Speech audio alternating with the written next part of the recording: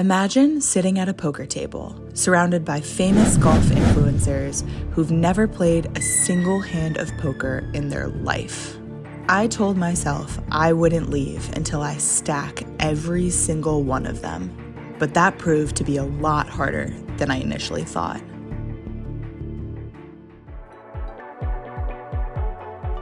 Okay, we're going to Nando's. It's apparently a UK tradition, so tell me about it. Okay, it's always a cheeky Nando's, isn't it? It's a phrase that was coined, and the lads and ladettes would say, we're off to for a cheeky Nando's. Yeah, and then it became a bit of a meme after that. Do you fancy a cheeky Nando's? Cheeky Nando's. I'd quite fancy a chicken Nando's. What was that? Japanese? Japanese? All right, I gotta go. Cut the cameras.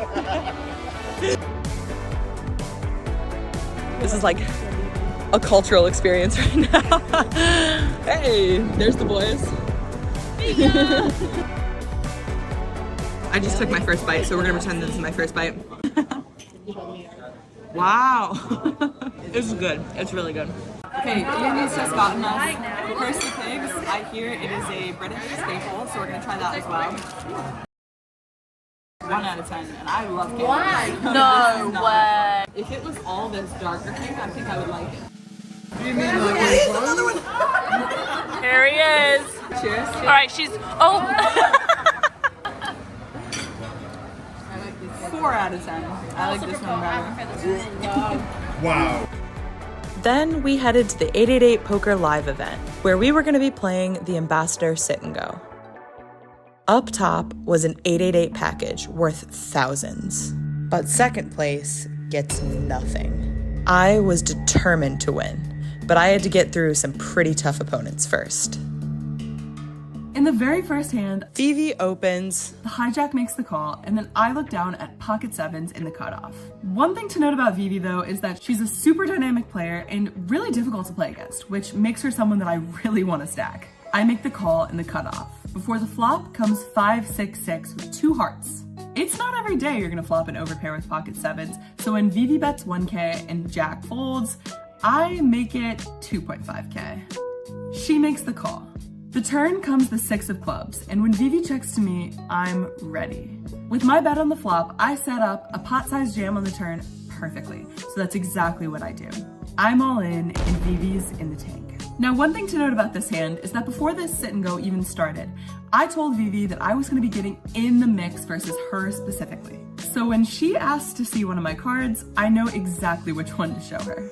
The 7 of hearts. But it's actually so tilting because instead of confusing her, she calls out exactly what I have, pocket sevens, and finds the fold super quickly. Because this is a fun game and she's gonna see it anyway, I show the other 7, warranting a pretty funny response from the golf influencers. In the next hand, Jack raises from early position to 1200 before I make the call with pocket 8s in the hijack. I mean, it is an 888 event, right? So I'm pretty much guaranteed to flop a set here. However, in this hand, I was playing up against a golf influencer. I have no idea how much experience this guy has playing poker. So when he 3-bets to 2K after having taken only passive actions up until this point, I'm nervous. Jack makes the call, so now I'm priced in. I make the call too. The flop comes 10-7 deuce with 2 clubs. And Seb goes all in for pot. I mean, surely I'm up against a monster, right? Jack's in the tank before finding the fold, and I don't think I have much of a decision here. I'm pretty trapped. So I find the fold as well. But then Seb shows us Queen 6 of clubs. Did not see that one coming. It seems I may have underestimated these golf ambassadors a little bit, but I'll be sure not to make that mistake again. A few hands later, and I'm down to 14 big blinds, as this is a super giga turbo. Seb's now in the hijack and raises to 1200. I peel ace-9 offsuit on the button, and if I know anything about Seb, it's that he's capable of playing non-nutted hands really aggressively. So when a perceived loose opponent opens from late position, I'm ready to be all in. Show me a better hand. But then I noticed that Nick in the small blind is tanking. Uh-oh. He's all in, and he covers me. This does not look promising. Seb then goes on to fold a way better hand than I was expecting him to have, and we go to see a run out. But first, Nick and I decide to make this a sweat. we only show each other one of our whole cards. So I know I'm up against the Jack of clubs, but I have no idea what his other card is. The flop comes Ace King Deuce, which seems to be pretty clean for me. I mean, I lose to Ace Jack, but that's about it. The turn is the Deuce of clubs, so now I'm chopping with all other aces, and the river is the 7 of diamonds. At this point, we either chop or I win. He shows me pocket jacks. Let's go. Thanks, dealer. The next thing I know, we're three-handed, and because this is a turbo, I'm down to 11 big blinds. Seb limps the button, Jack calls the small blind, and I look down at King Queen offsuit. I mean, this seems like as good a spot as any to risk it all. I'm all in. And Seb calls? What could he possibly have? At this point, Jack quickly folds, and I guess we'll take the action because he has King 10 suited. We have him dominated, and the flop quickly reaffirms this, as it gives both of us a pair. The turn brings chop outs in the form of a jack. The 5 on the river seals the deal, and we secure not only a double up, but also the chip lead. Things are moving really quickly now, as 2 hands later, Seb's all in again. I'm in the big blind, and I peel Ace 7 suited. As the chip leader, it is not only my duty, but also my responsibility to make this call when Jack folds. So that's exactly what I do. We're up against Ace 6. Diamonds are I'll tell you forever. what, I folded a 7, so that helps you. That is good. That's good to know. Let it be a clean but sweaty flop, dealer. Don't do it to me. Like that. Don't like the hearts. That's Like a the fair 6. fight. That's a fair fight. Well, that's not quite clean, but it is sweaty. My opponent flops a pair, but I flop the nut flush draw. The turn, though, changes it all. Don't do it to me. You sausage. That's out of 8. That's out of order. That is bang out of order. I used to like it. I never liked it. I get there the hard way with the 7 of spades, leaving my opponent drawing to a 6 to win and an ace to chop. What can it save me? A 6? pretty good then, 6. Oh, Man, that's turning the night. Turning the night. The river is a bit of a needle as it gives us both boats, but my 9s full of 7s prevail. Okay, we're heads up versus Jack. We gotta take it down. It's heads up now, and the win is so close I can taste it. They said an 888 package is on the line. I'm trying to win that. Yeah. So, dealer one time. If you win, you can be coming back to Coventry one day. Jeez, I hope. Jack is down to 5 big blinds. He jams, and I look down at Queen 7 offsuit. I pretty quickly make the call, and in hindsight, I'm not really sure that was a snap, but thank goodness the flop bails out my incredibly mediocre hand, giving me a pair of queens. That's horrific. That is horrific. Yikes. The turn is the 10 of diamonds, and at this point, I'm an 80% favorite to win this hand. I can already feel the glory of what it would feel like to win a prestigious 888 event. But the king of clubs ends that dream for me right then and there. No! No! I love you. I love you. Can I kiss you on the lips now? Come on. It's time to continue battling. You know that saying, play the player and not the game? In the next hand, I look down at the oh-so-coveted 8-7 offsuit. Jack limps, and I choose to check this one. Now, it's important to note that Jack is many things, but one thing he is not is balanced in his limping strategy. So I think it's safe to say that he is a pretty bad hand here. The flop comes out Ace-9-5 rainbow, and I choose to battle. I bet 1 big blind, under the impression that he would fold out all of his nonsense hands that would play this way. But instead, he makes the call. This pretty much means he has a pair to me, as I think he would raise 100% of the time all of his ace-x pre-flop. And this is a really dry board, where I block the most obvious draw. So when the king of clubs comes on the turn, I perceive this as a pretty great card for me, as this will likely scare him off of his 9 or his 5. I bet 4,500, and he pretty quickly jams for 16,000. Oops. I fold, and in hindsight, I was totally right about my read, but I just got pretty unlucky with the turn. The blinds go up again, and at this point, I found myself in a rather unfortunate spot.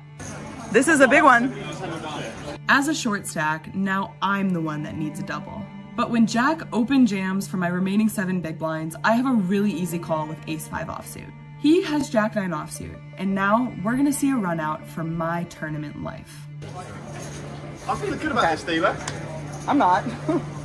You never feel good when you're ahead. God, it's not even a sweat, as he just flops a 9 right off the bat. This does not look promising. I am gonna need $1 million on the line there. ace. I can feel my dreams of a tournament win slipping away. But you're never out till you're out, as the turn comes an ace. No ways.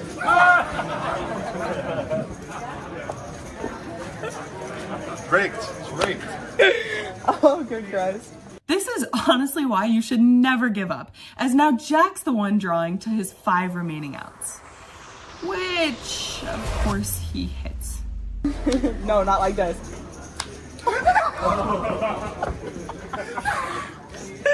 GG's. The jack on the river ends my run. I put on a smile, but I'm crushed. I'm a competitor, and this win would have meant a lot to me. But instead of letting it get me down, I decide to hop in the main event.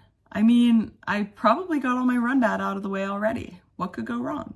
We late reg the tournament, so at this point I'm sitting down with 40 big blinds. And in the very first hand we play, a shorty jams the button and we look down at ace 10 of diamonds in the small blind. To provide a little protection, I go On. Raise all in. What I did not expect though is for the big blind to be all in as well. Oh. Uh-oh. I'm not at risk, but this is still a massive pot for me.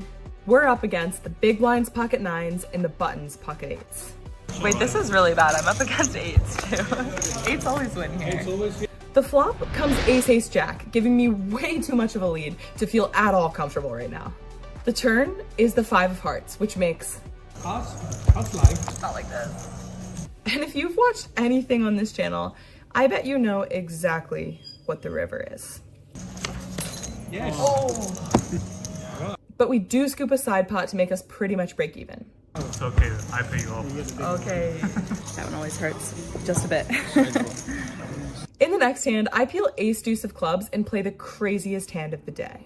The blinds go up, so at this point, I've made it 3,200 to go. The giga aggressive small blind 3-bets me to 12K. And honestly, at this point, I was pretty much just planning on folding, but then the big blind cold calls. I'm priced in, so I make the call.